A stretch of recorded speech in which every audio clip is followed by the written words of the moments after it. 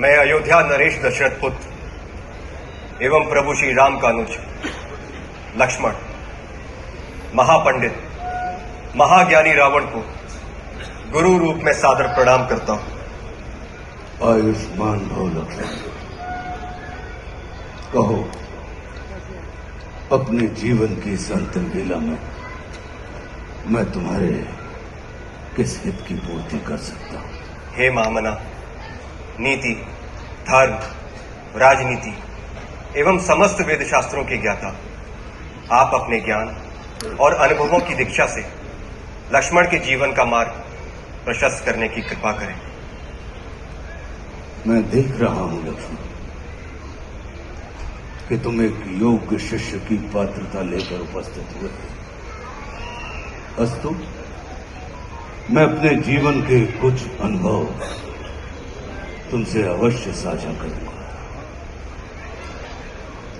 हे सुमित्रा नंदन, अहंकार चाहे सत्ता का हो या सौंदर्य का,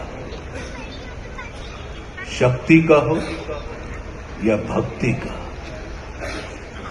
धन का हो या धर्म का, वो बड़े से बड़े विश्व विजेता को नष्ट कर देता है।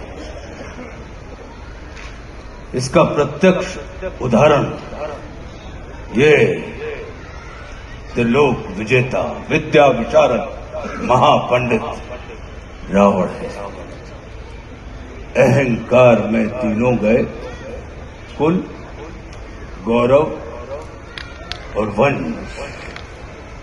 ना मानो तो देख लो इस रावण का अंत। लक्ष्मण, रावण को अपने ज्ञान का अहंकार था और तुम्हारे भाई राम को अहंकार का ज्ञान था।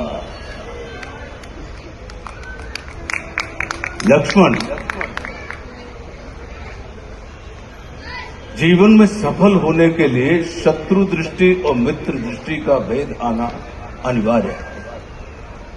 मित्रता भले ही अपने समतुल्य या अपने से निम्न स्तर के व्यक्ति के साथ कर लेना, किंतु शत्रुता सदैव अपने से योग्य व्यक्ति के साथ ही ठानना।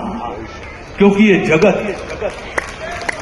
हमारे व्यक्तित्व का आकलन हमारे मित्रों को देखकर नहीं, हमारे शत्रुओं को देखकर लगाता है। जितना बड़ा और गरिमापूर्ण हमारा शत्रु होता है, उतने ही बड़े और गरिमापूर्ण की ख्याति को हम प्राप्त होते हैं। देखो ना, इस जगत ने जो कुछ राम से जुड़कर प्राप्त नहीं किया, उसे रावण ने राम से लड़कर प्राप्त कर लिया।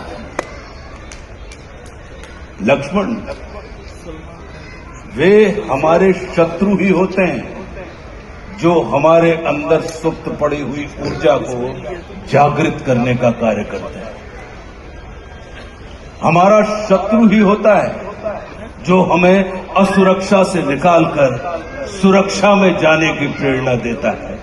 वो हमारा शत्रु ही होता है जो हमें अपने सीमित वृत्त से निकालकर अपने वृत्त को असीमित करने की प्रेरणा देता है। इसलिए शत्रु तिरस्कार का नहीं, नमस्कार का पात्र होता है। कभी अपने शत्रु को नमस्कार करके देखना, वो तुम्हारा परिष्कार कर देगा। लक्ष्मण, जैसे शरीर को संचालित करने वाला मस्तिष्क आकार में शरीर से बड़ा नहीं होता, गज को संचालित करने वाला अंकुश आकार में गज से बड़ा नहीं होता, वैसे ही व्यवस्था को संचालित करने वाले व्यवस्थापक को कभी भी व्यवस्था से बड़ा नहीं होना चाहिए। ये सारा नीति ज्ञान तुम्हारे भाई श्री राम तुम्हें स्वयं दे सकते थे, किंतु उन्होंने तुम्हें मेरे पास भेजा। जानते हो क्यों? लक्ष्मण, मेरी संस्कृति असुर की है, लेकिन मैं प्रकृति से एक तपस्वी हूं, साधक।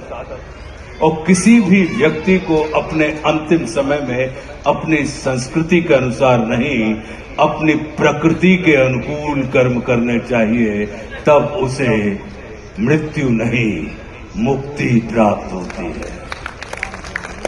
और राम रावण को मारना नहीं, तारना चाहते हैं। तभी तो उन्होंने मेरे अंतिम समय में मेरी प्रकृति के अनुकूल उपदेशात्मक कर्म करवाकर मेरी मुक्ति के मार्ग को प्रशस्त कर दिया। आने वाले समय में ये जगत कहेगा कि त्रिलोक विजेता, विद्या विशारद, महापंडित रावण की पराजय का एकमात्र कारण है कि उसके पास लक्ष्मण जैसा भाई नहीं था। लेकिन इस जगत को ये स्मरण रखना चाहिए कि लक्ष्मण जैसा भाई प्राप्त करने के लिए व्यक्ति को रावण नहीं, स्वयं राम बनना पड़ता है। सदैव अपने भाई राम के अनुगामी रहना।